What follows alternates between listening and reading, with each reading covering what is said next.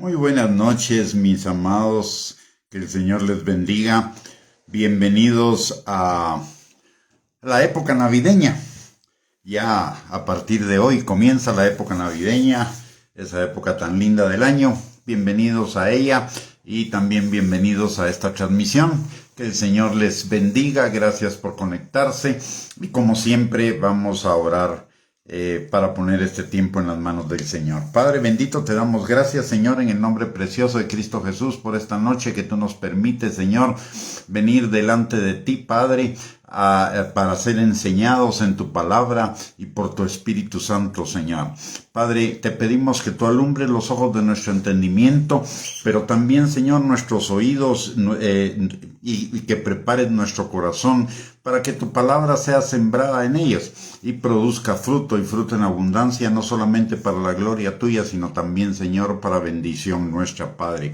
Gracias, Señor, por este tiempo que tú nos permites, sea tu nombre glorificado. Y gracias de antemano, Señor, por lo que tú vas a obrar en nuestros corazones a través de tu palabra y de tu Espíritu Santo. En el nombre precioso de Cristo Jesús oramos. Amén y amén. Muy bien, mis amados, que el Señor les bendiga. Bienvenidos. Nuestro tema del día de hoy es el crecimiento del creyente, las diferentes etapas del crecimiento del creyente. Muy buenas noches, José Roberto, que Dios lo bendiga a usted también. Y vamos a iniciar entonces nuestro estudio. Hay un principio, bienvenida también Marisol, que el Señor la bendiga. Hay un principio en la palabra de Dios que se aplica tanto en el cielo como en la tierra. La palabra de Dios dice muy claramente que lo que por la fe creemos, sabemos que lo que ha sido hecho en el cielo y lo que ha sido hecho en la tierra, primero ha sido hecho en el cielo, que lo que existe en la tierra es resultado de lo que existe primeramente en el cielo. Dice la palabra en Hebreos capítulo 11, versículo 3. Por fe entendemos haber sido constituido el universo por la palabra de Dios, de modo que lo que se ve fue hecho de lo que no se veía. Por otro lado, recordemos también que parte de lo que el Señor Jesucristo nos enseña en el Padre Nuestro es: venga tu reino, hágase tu voluntad en la tierra como en el cielo. Entonces, de alguna manera, la tierra hoy es un reflejo imperfecto de lo que es el cielo, y la palabra nos insta a orar para que cada día más lo que es en el cielo se haga en la tierra. La voluntad de Dios que se hace en el cielo se haga aquí en la tierra, que las cosas se vayan perfeccionando.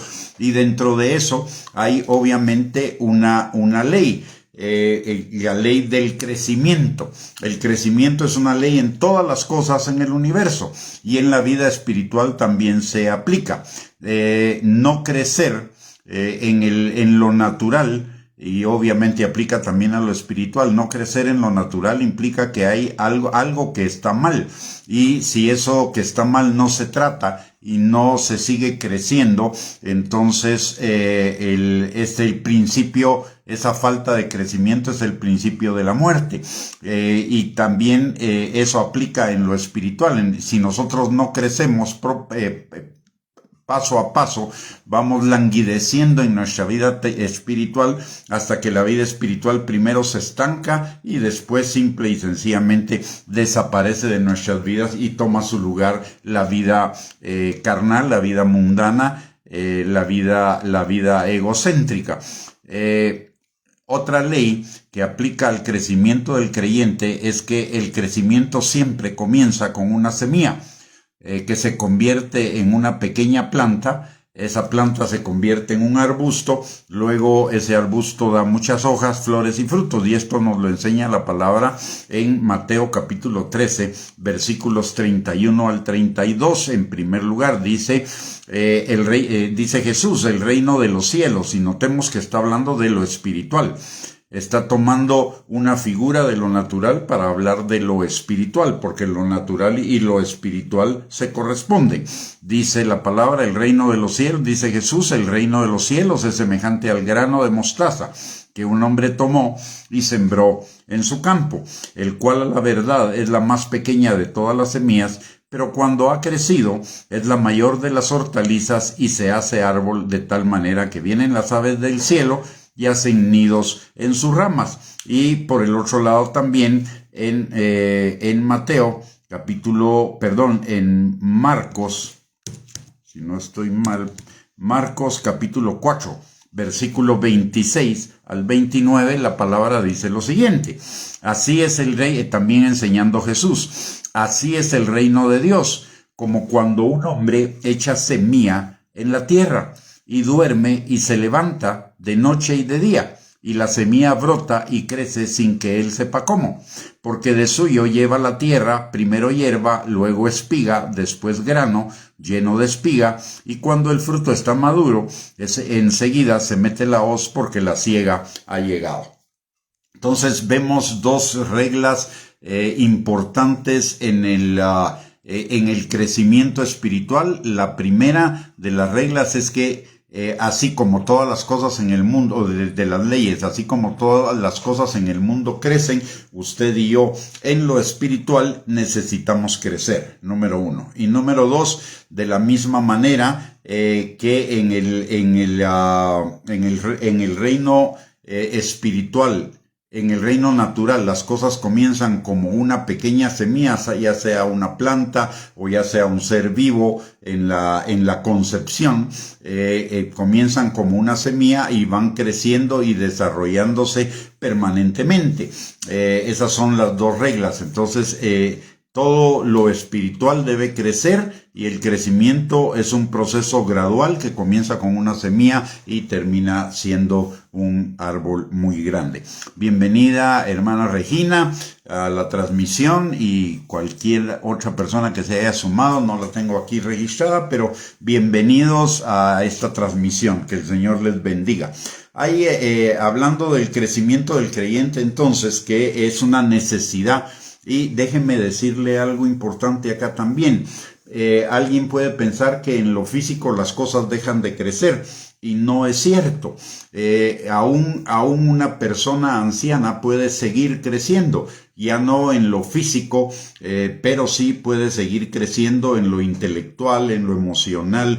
El crecimiento no se detiene de ninguna manera. No es algo que al tener determinada edad se termina. Quizá el crecimiento físico se puede terminar, pero el crecimiento interior, el crecimiento espiritual, no se termina. De hecho, lo dice muy claramente Pablo, que el hombre, aunque el hombre exterior se vaya desgastando, el hombre interior va siempre creciendo. Y por el otro lado, Pablo también nos enseña que aunque él ya estaba en el final de su vida, él proseguía para alcanzar el premio del supremo llamamiento de Dios en Cristo, y esto significa seguir creciendo. Entonces, un creyente que no crece es una contradicción.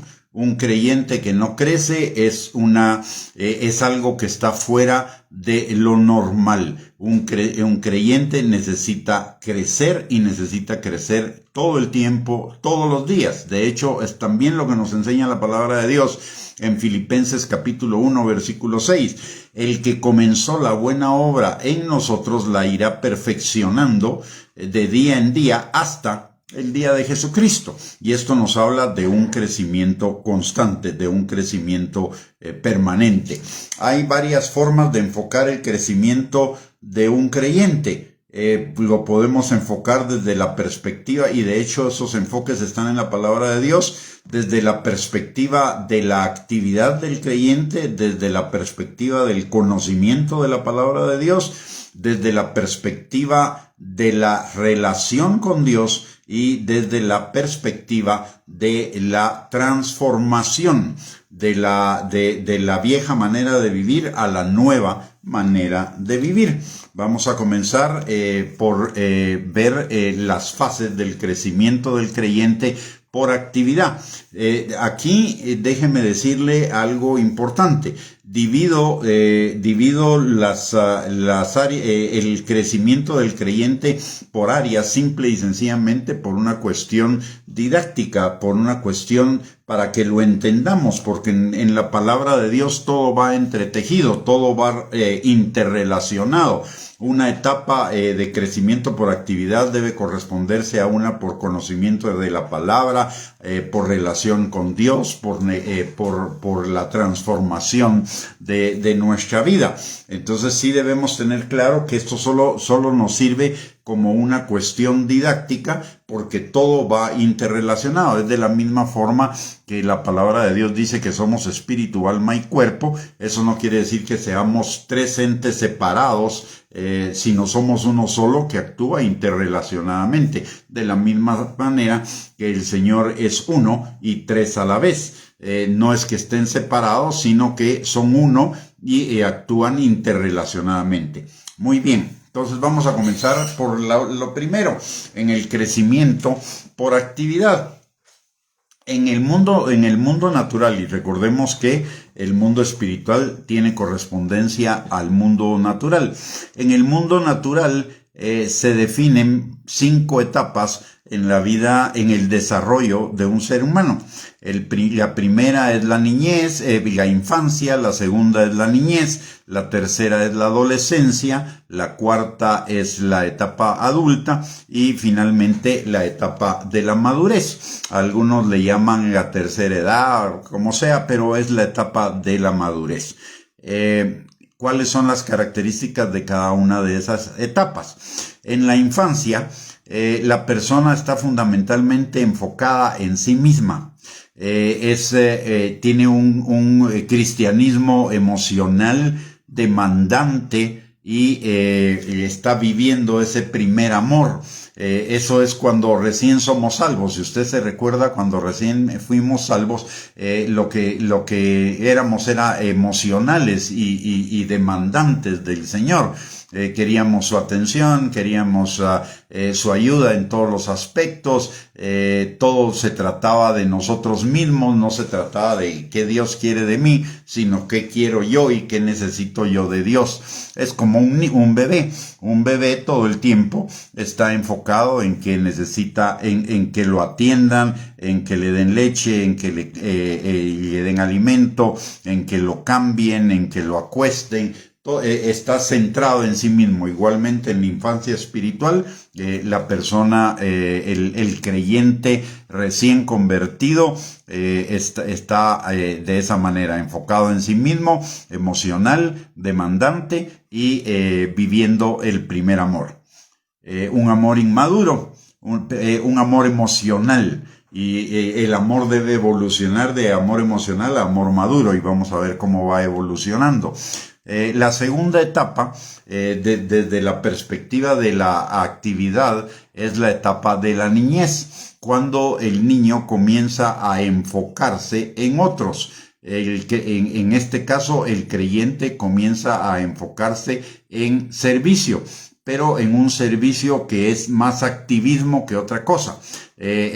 Básicamente está enfocado en la actividad, así como el niño está enfocado en el juego, y el juego tiene un aspecto importante para el crecimiento del niño, del niño. De la misma manera, en el creyente, ese activismo que manifiesta también forma parte de los fundamentos, de las bases para su crecimiento posterior.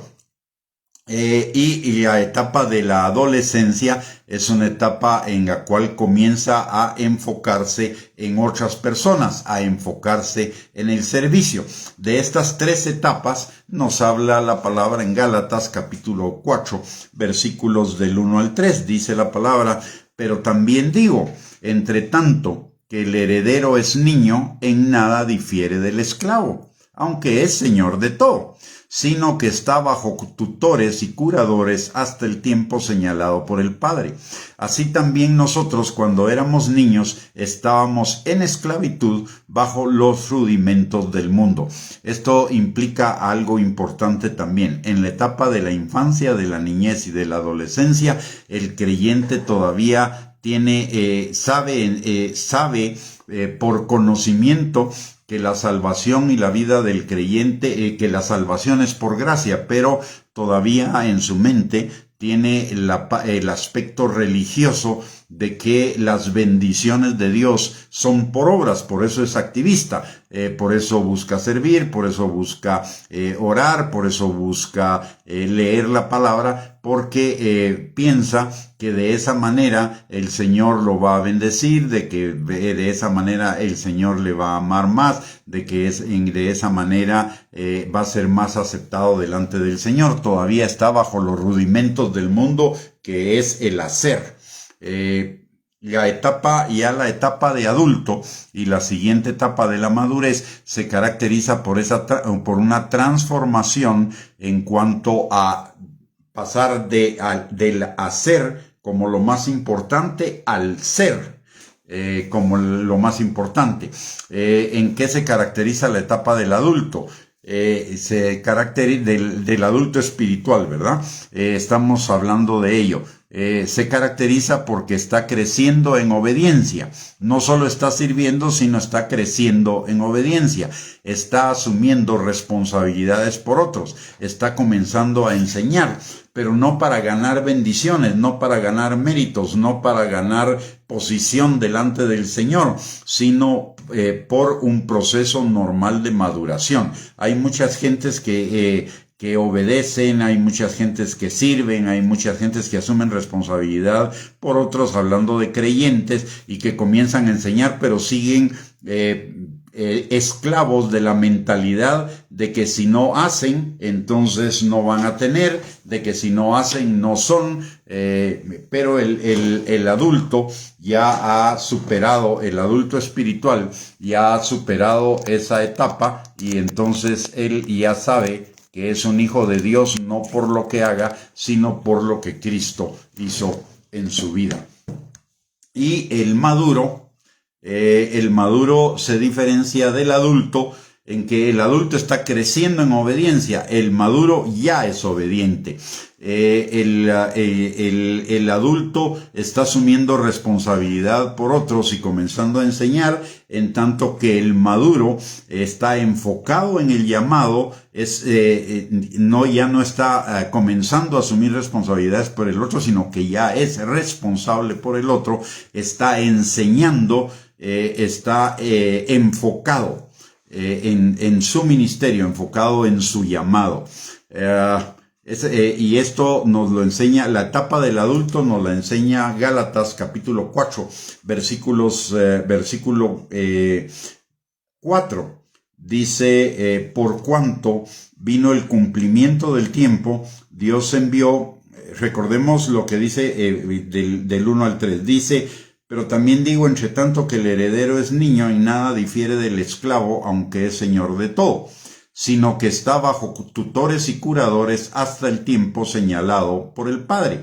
Así también nosotros, cuando éramos niños, estábamos en esclavitud bajo los rudimentos del mundo. Y los rudimentos del mundo es haz para tener.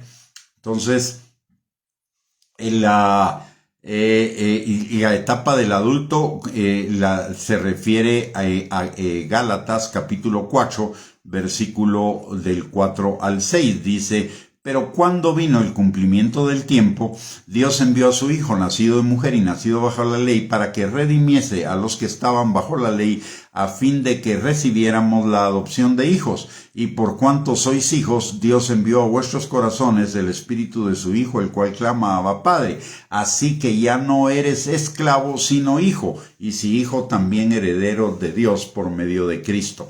Aquí también encontramos una diferencia en el crecimiento, en las etapas del crecimiento. Cuando el creyente es infante, es niño, es adolescente, lo que es, él está enfocado en el hacer, en los rudimentos del mundo. Los rudimentos del mundo es si haces, vales. Entonces él está tratando de afirmar su valor en Cristo a través de lo que está haciendo. Por eso lo que hace, a lo que hace condiciona que el Señor lo ame, que el Señor lo bendiga, que el Señor lo guarde, que el Señor responda a sus oraciones, etcétera. El hacer es para obtener, mientras que cuando la persona ya ha madurado y es adulto y en la etapa de la madurez ya ha superado eso, él ya sabe que es amado, aceptado, bendecido por Dios, por lo que él es, porque es hijo y no por lo que haga, lo cual no implica que deja de hacer, simplemente el hacer se convierte de algo que realizo para ganar a algo que realizo por amor, a algo que realizo porque me sirve, me es conveniente a mí. Entonces, las 5 etapas del crecimiento por actividad es infancia, niñez, adolescencia, adulto y maduro. Luego, el siguiente enfoque en cuanto al crecimiento del creyente que podemos hacer es desde la perspectiva del conocimiento de la palabra de Dios. Y ahí encontramos 4 niveles. El nivel de niños, el nivel de discípulos, el nivel de maestros y el nivel de personas maduras. En cuanto al nivel de niños, es el conocimiento, se refiere a el conocimiento de los rudimentos, a ese primer amor del que habla la palabra en Apocalipsis 2 en la iglesia de Éfeso. Y también de esto nos habla en Hebreos capítulo 5, versículos del 11 al 14. Dice la palabra: acerca de esto tenemos mucho que decir y difícil de explicar, por cuanto os habéis hecho tardos para oír. Porque debiendo ser ya maestros, después de tanto tiempo, tenéis necesidad de que se os vuelva a enseñar cuáles son los primeros rudimentos de la palabra de Dios, y habéis llegado a ser tales que tenéis necesidad de leche y no de alimento sólido. Y todo aquel que participa en la leche es inexperto en la palabra de justicia, porque es niño. Pero el alimento sólido es para los que han alcanzado madurez, para los que por el uso tienen los sentidos ejercitados en el discernimiento del bien y del mal. Entonces, el niño es, desde la perspectiva del conocimiento de la palabra, es una persona que que apenas si conoce algunos de los rudimentos de la palabra, que está viviendo un primer amor, pero un primer amor sin soporte del conocimiento. Simple y sencillamente es un primer amor emocional. Y aquí dice la palabra acerca de esto, es que tienen necesidad de que se les vuelva a enseñar los primeros rudimentos de la palabra. Eso equivale a que tienen necesidad de leche y no están todavía capacitados para recibir alimento sólido, es decir, revelación, es decir, las perlas que la palabra de Dios trae para cuando nosotros nos enfocamos en el estudio, en el escudriñar la palabra de Dios. Y eso quiere decir que todavía esta persona no está escudriñando la palabra de Dios. Tal vez está en contacto con la palabra, pero solo la está leyendo, pero no la está escudriñando. Y es inexperto en la palabra, no está adiestrado ni ejercitado en el discernimiento del bien y del mal. Es decir, todavía hay mucha confusión en su vida, es creyente, pero todavía hay confusión, y de esa cuenta, como no conoce la palabra de Dios, también muchas veces peca por omisión, por desconocimiento, etc. Luego, de acuerdo a la perspectiva del crecimiento por el conocimiento de la palabra, la segunda etapa es la etapa de los discípulos. Un discípulo es alguien que ya está entendiendo la palabra de Dios, ya no solo la está leyendo, sino ya la está entendiendo, ya la está comenzando a estudiar. Aparte de ello, está creciendo en la obediencia a la palabra, y está recibiendo en su vida sanidad, libertad, restauración. A esa etapa es a la que se refiere la palabra en Juan capítulo 8, versículos 31 al 32. Dice la palabra, dice Jesús, si vosotros permaneciereis en mi palabra, seréis verdaderamente mis discípulos, y conoceréis la verdad, y la verdad os hará libres. Luego de la etapa de discípulo, la tercera etapa, de acuerdo al conocimiento de la palabra, es la etapa de maestros. A esta se refiere Hebreos capítulo 5, versículo 12. Dice, porque debiendo ser ya maestros después de tanto tiempo, tenéis necesidad de que se os vuelva a enseñar cuáles son los primeros rudimentos de las palabras de Dios. Y habéis llegado a ser tales que tenéis necesidad de leche y no de alimento sólido. Aquí, ¿qué es lo que está diciendo Pablo? Que que deberían ser ya maestros, no solamente discípulos. El discípulo es alguien que está aprendiendo, el maestro es alguien que ya está enseñando. Entonces hay una diferencia entre el discípulo y el maestro. El discípulo está todavía recibiendo, el maestro ya está comenzando a dar.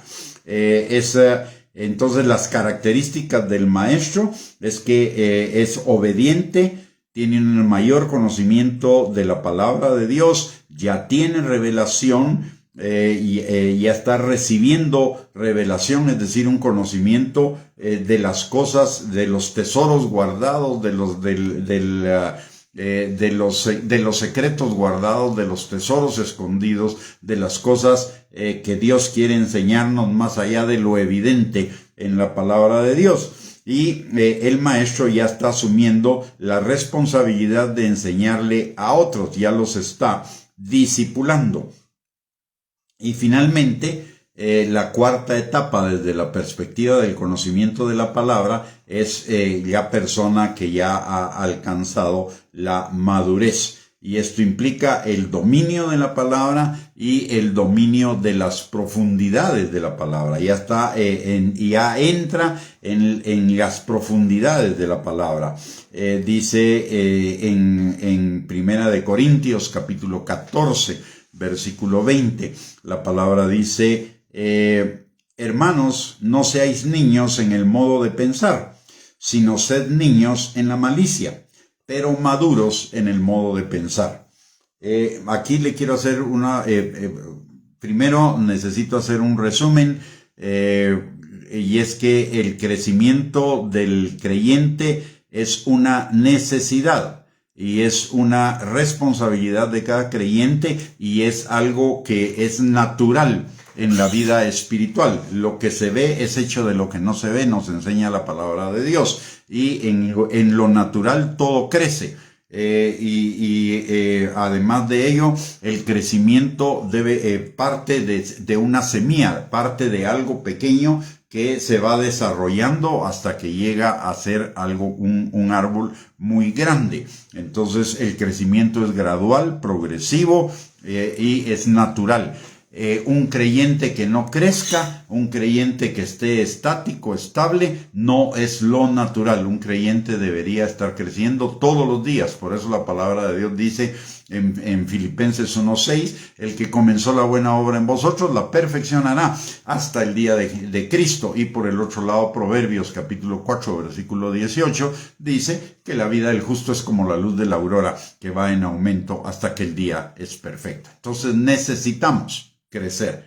No es algo que sea una obligación ni algo opcional. Es una necesidad. Es necesario que crezcamos. De hecho, la palabra de Dios lo dice en Juan 3:30. Es necesario que Él crezca en mí y que yo mengüe. Entonces, el crecimiento es una necesidad del creyente. Podemos crecer, el crecimiento se puede enfocar desde 4 perspectivas diferentes, por lo menos por la actividad del creyente, por el conocimiento que tenga de la palabra de Dios, por la relación con Dios y por la transformación de su vida. En cuanto al conocimiento de la palabra de Dios, nos habla de 4 etapas: niños, discípulos, maestros y maduros. En cuanto al conocimiento de la palabra, niños, discípulos, maestros y maduros. En cuanto a la actividad, infancia, niñez, adolescencia, adultos y maduros. En la medida que vamos desarrollando cada una de estas etapas, en este estudio sería bueno que usted no solamente escuche, sino que juntamente con el Espíritu Santo le vaya indicando el Espíritu Santo en qué etapa está de crecimiento en cada una de estas perspectivas. ¿Para qué? Para que podamos tomar también decisiones de hacia dónde encaminar nuestro crecimiento. Recordemos que la palabra de Dios nos enseña que el que oye la palabra pero no la hace, el que no la aplica, se engaña a sí mismo. Pero el que oye la palabra, la entiende y la aplica, va a dar fruto al 30, al 60 y al 100 por 1. Y eso quiere decir que va a ser sumamente bendecido. Entonces, por ello, no solo necesitamos escuchar, sino que adicionalmente a ello, necesitamos que cada uno de nosotros evaluar en qué nivel estamos y para crecer enfocadamente. El crecimiento del creyente no es una cuestión espontánea. La vida del creyente no es una cuestión espontánea. La vida del creyente es una cuestión de enfoque, es una cuestión de intencionalidad. Y en el crecimiento es lo mismo. La vida, así como la vida del creyente es una vida de enfoque y de intencionalidad, el crecimiento del creyente también es una cuestión de enfoque y de intencionalidad. Necesitamos estar enfocados y necesitamos ser intencionales, porque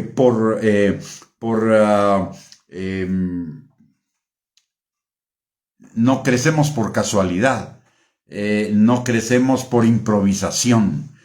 Crecemos como parte de un proceso intencional y enfocado. Muy bien.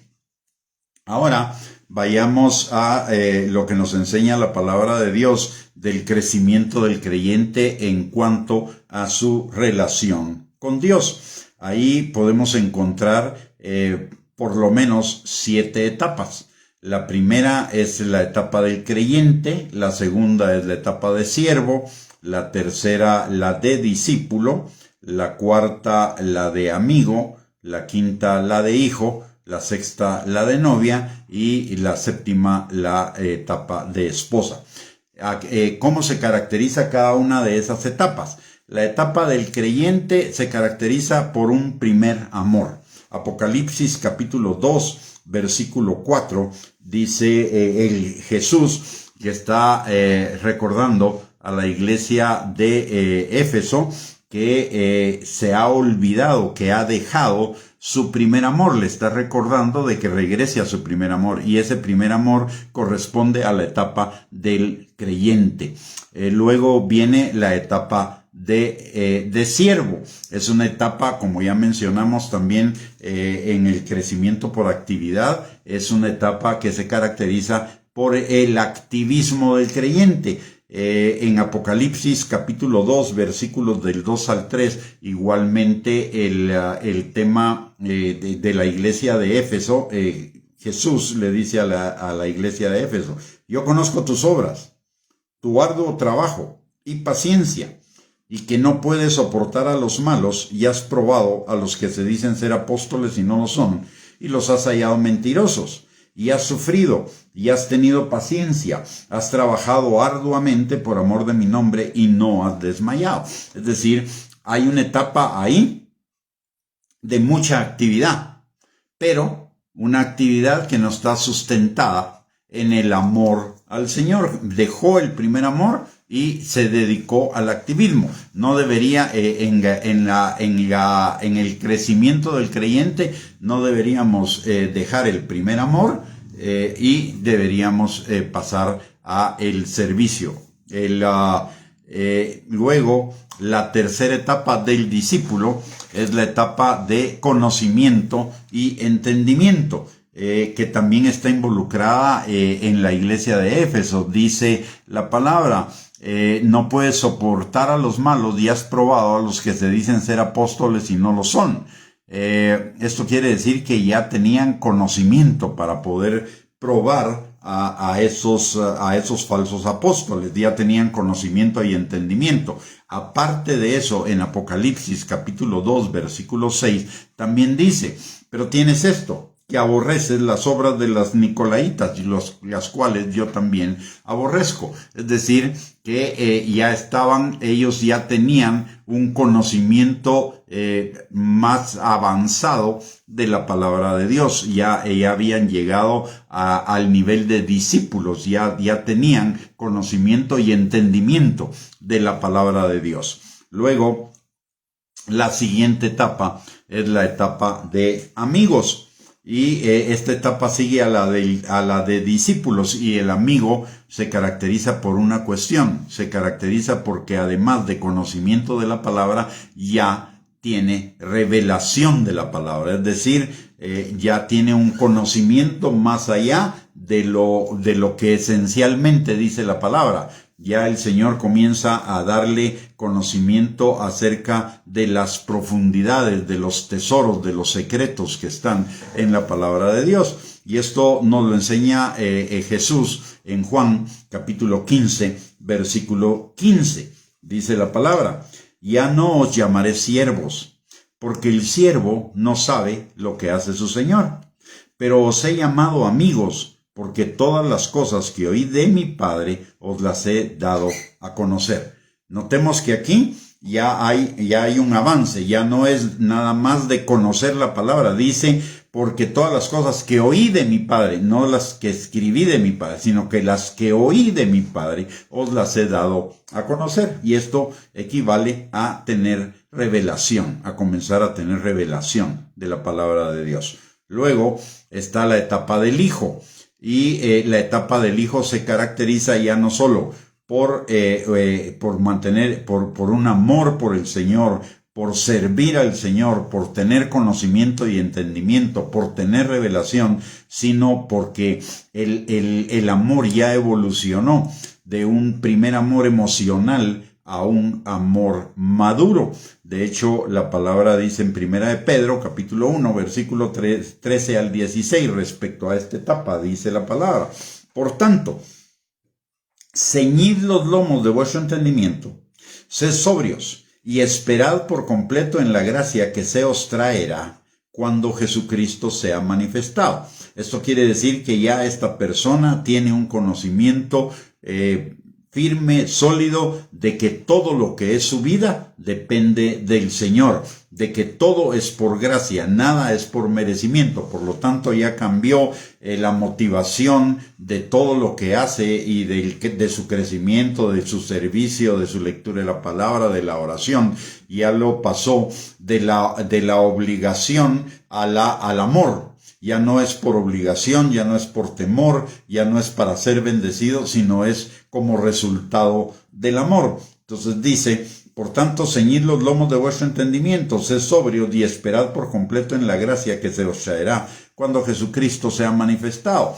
Como hijos obedientes, no os conforméis a los deseos que antes teníais, estando en vuestra ignorancia, sino como aquel que os llamó es santo, sed también vosotros santos en toda vuestra manera de vivir. Entonces aquí hay conocimiento de la gracia y hay una certeza de la gracia, hay una revelación de la gracia en nuestro corazón. La gracia genera el amor, el agradecimiento, y el amor y el agradecimiento nos llevan a la obediencia, y la obediencia nos lleva a la santificación, a la santidad. Luego está la sexta etapa, que es la etapa de la novia. Recordemos lo que dice la palabra en Efesios capítulo 5, versículo 25 al 27. Dice la palabra que así como Cristo amó a la iglesia y se entregó a sí misma por ella, para santificarla, habiéndola purificado en el lavamiento del agua por la palabra, a fin de presentársela a sí mismo una iglesia gloriosa, que no tuviese mancha, ni arruga, ni cosa semejante, sino que fuese santa y sin mancha. Y está hablando de la iglesia como la futura mujer de Cristo. Es decir, está siendo preparada en el lavamiento por la palabra, la transformación de su vida, para que sea una iglesia gloriosa que refleje verdaderamente a Cristo, que sea una iglesia santa, sin mancha, sin arruga, ni cosa semejante, una iglesia obediente. Y esta novia obviamente implica que está enamorada, apasionada por el novio, enamorada, apasionada por el Señor. Y eso nos lo enseña Cantares en el capítulo 7, versículo 10, cuando dice la novia: yo soy de mi amado y conmigo tiene su contentamiento. Esto equivale también a lo que nos enseña Pablo en Gálatas capítulo 2, versículo 20. Ya no vivo yo, Cristo vive en mí, y lo que ahora vivo en la vida terrenal lo vivo en la fe, en la obediencia al Hijo de Dios. Entonces, esa es la sexta etapa. Y finalmente la séptima, que es la etapa de la esposa, que esa etapa la vamos a completar hasta que lleguemos a Cristo, ya sea después del arrebatamiento. ¿Por qué razón? Porque la esposa va a ser pasa a ser esposa en las bodas del Cordero. En Apocalipsis capítulo 19 lo encontramos. Entonces la última etapa, la de esposa, la concretamos ya después del arrebatamiento, cuando ya la iglesia está con el Señor. Finalmente, la cuarta perspectiva del crecimiento del creyente es desde la perspectiva de la transformación de su vida. La palabra de Dios nos enseña en Juan capítulo 3, versículo 30, que es necesario que Él crezca y que yo mengüe. Es decir, que mi yo, la carne, el ego, mengüe para que crezca Cristo. ¿Por qué es necesario que la carne muera y que Cristo crezca en nosotros? La carne son todos aquellos caminos que nos parecen derechos en nuestra propia opinión, pero su fin es camino de muerte. Y recordemos lo que dice Mateo capítulo 7, versículo 21. No todo el que me dice Señor, Señor, entrará en el reino de los cielos, sino el que hace la voluntad de mi Padre que está en los cielos. Entonces, la madurez en el creyente se trata de hacer la voluntad del Padre que está en los cielos. Y esa voluntad es que muramos a nosotros mismos, que muramos a la carne, que muramos al ego, al yo, para vivir en la voluntad de Dios, y viviendo en la voluntad de Dios vivamos en la plenitud del reino, en la plenitud de sus bendiciones. También este mismo concepto nos lo da Jesús en Mateo 16, 24 al 26, en Marcos 8, 34 al 37, en Lucas 9, 23 al 25. Notemos que en los tres evangelios sinópticos nos lo está diciendo, y eso nos lo está enseñando, y eso implica que es un concepto importante del cual usted y yo necesitamos ponerle muchísima atención. ¿Y qué dice este concepto? Dice, y dice Jesús, o dice la palabra, llamando a la gente y a sus discípulos, Jesús les dijo: si alguno quiere venir en pos de mí, niéguese a sí mismo y tome su cruz y sígame. Porque todo el que quiera salvar su vida la perderá, y todo el que pierda su vida por causa de mí y del evangelio la salvará.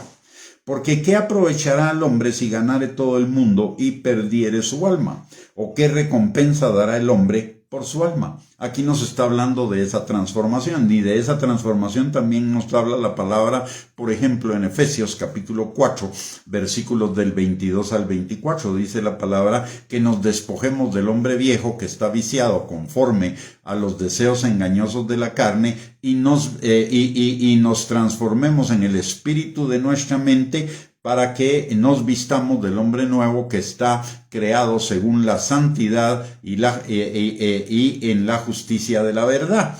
Entonces significa llenarnos de la palabra de Dios, que transformar nuestra manera de pensar de la manera del mundo, que es conforme al espíritu del mundo, a la manera de Dios, a la voluntad de Dios, que es conforme al espíritu de Dios. Y lo mismo nos dice Romanos capítulo 12, versículo 2, que nos transformemos, que no nos adaptemos a la forma de pensar de este mundo, a los caminos que al mundo le parecen derechos en su propia opinión, pero su fin es camino de muerte, sino que nos transformemos mediante la renovación de nuestro entendimiento por la palabra de Dios, para que podamos comprobar cuál sea la buena voluntad de Dios, agradable y perfecta.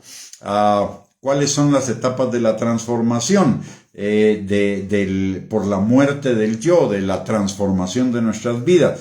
Las encontramos en la palabra de Dios en el libro de Cantares. Recordemos que el libro de Cantares es el libro que nos habla de la relación del novio con la novia, o de la novia con el novio. Y nosotros estamos siendo formados para ser la novia de Cristo. Entonces el libro de Cantares nos da las claves de cómo nosotros llegar a convertirnos en esa novia de Cristo. Y en el libro de Cantares, la palabra de Dios comienza. En Cantares 1:13, la novia comienza diciendo que el novio es de ella, es una posición egocéntrica, es posesiva, egocéntrica, concentrada en sí misma. Y dice, en ese pasaje dice, mi amado es para mí un manojito de mirra que reposa entre mis pechos. Ahí el amado no importa en ese momento. Lo que importa es ella. Es que él es de ella, es su posesión. Luego, la segunda etapa, que la encontramos en Cantares capítulo 2, versículo 16, dice, mi amado es mío y yo soy suya. Aquí hay una diferencia de la primera etapa. En la primera etapa dice, mi amado es mío y ella no es de nadie. Aquí ya está comenzando a reconocer que si bien el amado sigue siendo suyo, ella es de él. Aunque eso va en segundo lugar, sigue estando enfocada en ella misma, no en él. Luego, la tercera etapa está en Cantares, capítulo 6, versículo 3. Dice la novia, yo soy de mi amado y mi amado es mío. Recordé, y aquí ya el amado pasó del segundo plano al primero. Y la amada pasó del primer plano al segundo, es decir, sigue muriendo a ella misma en favor de que el amado crezca en su corazón. Y la cuarta etapa, dice, está en Cantares, capítulo 7, versículo 10, en la primera parte de ese pasaje. Y ese pasaje dice, yo soy de mi amado. Aquí a ella desapareció. Ya se invirtieron totalmente los papeles del principio. En el principio ella era la principal y él no importaba mucho. Ahora es al revés. Él es el más importante. Ella ya no importa. Ya no vivo yo, Cristo vive en mí. Y lo que ahora vivo en la carne, lo vivo en la fe del Hijo, en la obediencia al Hijo de Dios. Ya no vivo yo, Cristo vive en mí. ¿Por qué? Porque yo ya me negué a mí mismo. Ya mi vida es una vida totalmente dedicada y consagrada al Señor para hacer su voluntad. Y finalmente, la última etapa, que es también está en Cantares capítulo 7 y versículo 10, en la segunda parte, dice, y conmigo tiene su contentamiento. O sea, ya no hay, yo tengo mi contentamiento en él, yo quiero, no, ahora todo es él, todo está concentrado en él, y vive una vida para el contentamiento de él, vive una vida para agradarlo, por amor, no por obligación, no por conveniencia, no por contrato, sino por amor, por un amor maduro, un amor que va más allá del amor emocional, que va más allá del amor por conveniencia, un amor que lleva a la negación absoluta del yo, para que todo en mi vida sea Cristo y Él tenga en mí su contentamiento. Muy bien, mis amados hermanos, ya se nos está agotando el tiempo, lo vamos a dejar acá, solo vamos a hacer un pequeño resumen Y el próximo martes, el martes de la semana entrante, en nuestro primer estudio bíblico de la semana, vamos a ver, a estudiar los elementos que son necesarios para el crecimiento de cada uno de nosotros, aquellas cosas en las cuales nos debemos enfocar intencionalmente para crecer. Pero hoy vamos a dejarlo acá, solo vamos a hacer un recordatorio, un pequeño resumen de lo que hemos estudiado el día de hoy en relación con el creyente a esta primera parte, y comenzamos diciendo que el crecimiento es una ley de todas las cosas en el universo y dentro de ellas en lo espiritual. Por lo tanto, usted y yo necesitamos seguir esa ley. Si no seguimos esa ley, estamos en rebelión. Estamos en contra del diseño de Dios, en contra de lo natural de Dios. Y la otra ley es que el crecimiento es un proceso gradual que comienza como una semilla para terminar en un arbusto, pero eso no sucede de la noche a la mañana, sino sucede en el tiempo, en el transcurso del tiempo. Entonces necesitamos enfocarnos en el crecimiento de una manera intencional, porque esa debe ser la vida natural del creyente. De hecho, la palabra de Dios nos lo recuerda en Filipenses capítulo 1, versículo 6, el que comenzó la buena obra en vosotros la perfeccionará hasta el día de Jesucristo. Y en Proverbios capítulo 4, versículo 18, que nuestra vida es como la luz de la aurora que va en aumento hasta que el día es perfecto.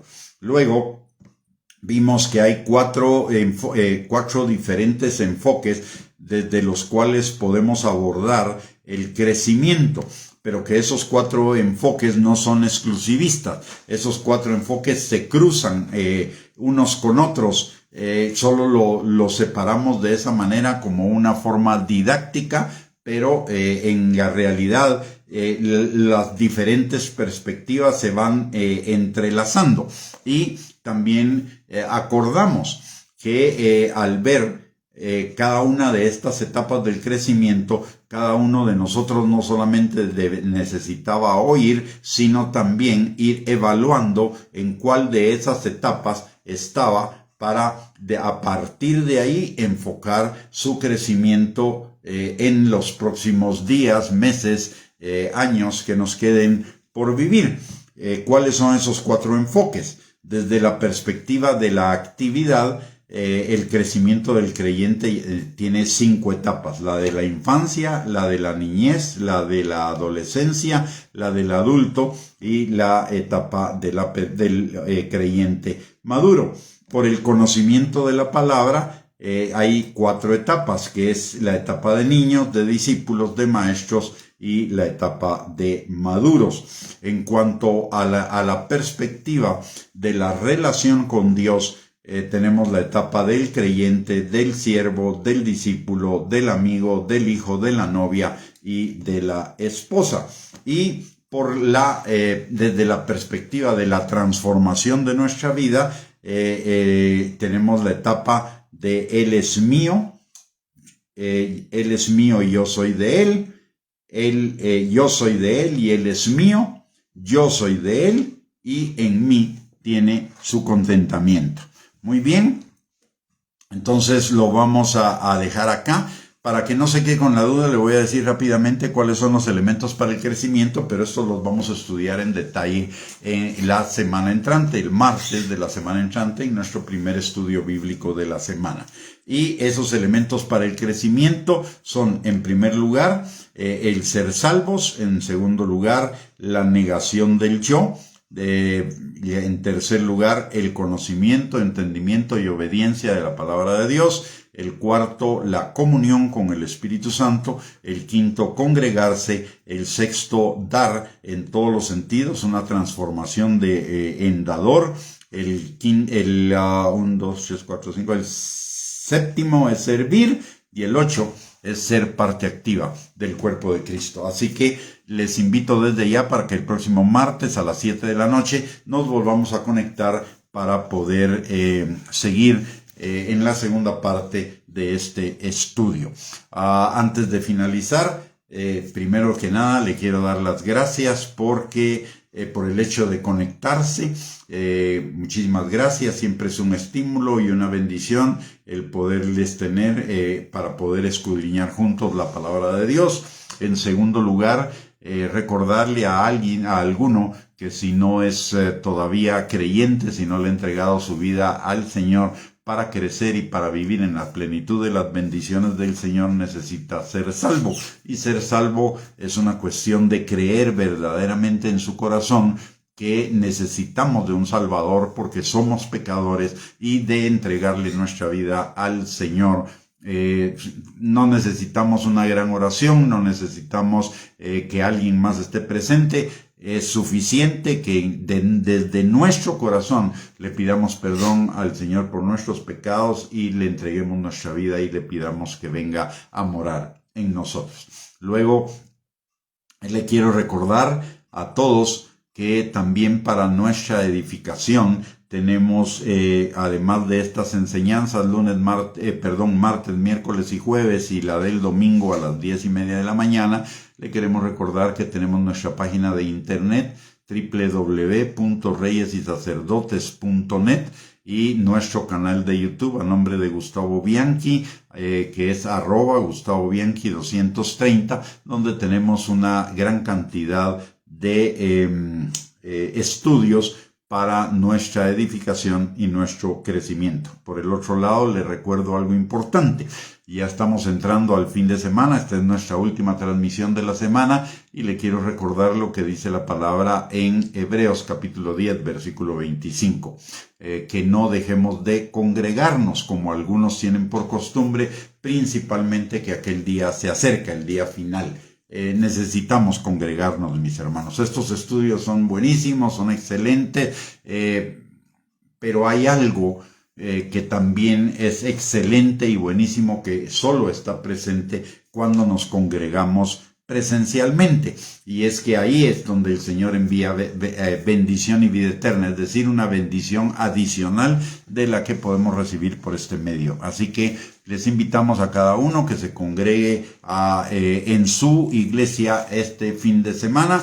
Si usted no tiene iglesia, le invitamos a congregarse con nosotros. Estamos en el Centro Comercial Oakland Mall, en el tercer nivel, salas 7 y 8 de Cinépolis a las 10:30 de la mañana. Vamos a terminar entonces orando, bendiciendo a cada uno de ustedes y orando también por la paz de Guatemala y la paz en el Medio Oriente, principalmente en Israel y en Jerusalén. Padre bendito, te damos gracias, Señor, en el nombre precioso de Cristo Jesús, por tu amor para con cada uno de nosotros y porque tú no te cansas de enseñarnos, Señor, las mismas cosas, Padre. Gracias, mi Dios Todopoderoso, por esta palabra que hemos compartido el día de hoy. Gracias por tu Espíritu Santo que nos ha ayudado a escudriñarla, Señor. Te pedimos, Padre, que esta palabra quede sellada en nuestro corazón como por fuego, por tu Espíritu Santo, para que produzca fruto y fruto en abundancia, para la gloria de tu nombre y para bendición nuestra, Señor. Padre, también te pedimos que de esta noche cada uno de nosotros tenga un sueño reparador, Señor, que nuestras fuerzas sean restauradas para que el día de mañana y los días siguientes, Señor, podamos hacer todas las cosas que tengamos que hacer para tu gloria, Señor, y guiados por tu Espíritu Santo, para bendición nuestra y para bendición de los que nos rodean, Padre. También, Señor, te pedimos en el nombre precioso de Cristo Jesús que tu Espíritu Santo nos llene de tu salud, de tu restauración, de tu liberación, Señor, y que estemos claros, seguros, Señor, de tu presencia con nosotros, de tu seguridad, tu fortaleza, tu cuidado, tu escudo, tu protección para con cada uno de nosotros en todas las áreas de nuestra vida y en todas las circunstancias, Padre. También en esta hora, Señor, venimos orando por la paz de Guatemala, Padre. Señor, tú sabes las cosas que están pasando y las cosas que podrían pasar, Señor. Te pedimos, mi Dios Todopoderoso, que tú obres en Guatemala, Señor, derramando de tu paz sobre cada corazón, Señor, y principalmente sobre aquellas personas, Señor, que ejercen posiciones de autoridad, Señor, para que ejerzan esa autoridad con responsabilidad, Señor, y no solo con responsabilidad, sino guiados por tu paz, Señor, para alcanzar la paz en nuestra nación, Padre. E igualmente, Señor, levantamos delante de ti a Israel, Padre, y te pedimos, mi Dios Todopoderoso, que en estas situaciones que están pasando, Señor, tú protejas a ese remanente fiel y escogido, Señor, que tú tienes en Israel, que tú traigas la paz sobre Israel y sobre Jerusalén, Señor. Y también te pedimos, Padre, que tú guardes las vidas de todos los civiles, Señor, y también de todos los que están participando en esa guerra de manera activa, Padre. Sabemos que tú no quieres la muerte de nadie, Señor, y te pedimos, mi Dios, y ni las guerras son de tu agrado, Padre. Te pedimos, Señor, por la paz en esa parte del mundo, y también te pedimos, Señor, que tú obres en el corazón de todos los líderes, tanto del área judía como del área palestina, Señor, para que busquen verdaderamente la paz conforme a tu corazón, Padre. Que los que están levantados en armas depongan las armas, Señor, y Padre, guarda a los civiles, guarda a los niños, las mujeres, los ancianos, Señor, en ambos lados, Padre, que no hayan víctimas inocentes, Señor, te lo pedimos en el nombre poderoso de Jesús, y principalmente te pedimos por la paz y la bendición, Señor, sobre Israel, sobre Jerusalén y sobre todos esos países, Señor, que están afectados por la guerra en este momento. Todo te lo pedimos en el nombre precioso de Cristo Jesús. Amén y amén. Muy bien, mis amados hermanos, hemos llegado al final de esta transmisión. Muchísimas gracias por conectarse. Que el Señor les bendiga, que tengan una linda noche, un bendecido fin de semana, y nos volvemos a encontrar por este medio, si Dios lo permite. Bendiciones y un abrazo para cada uno.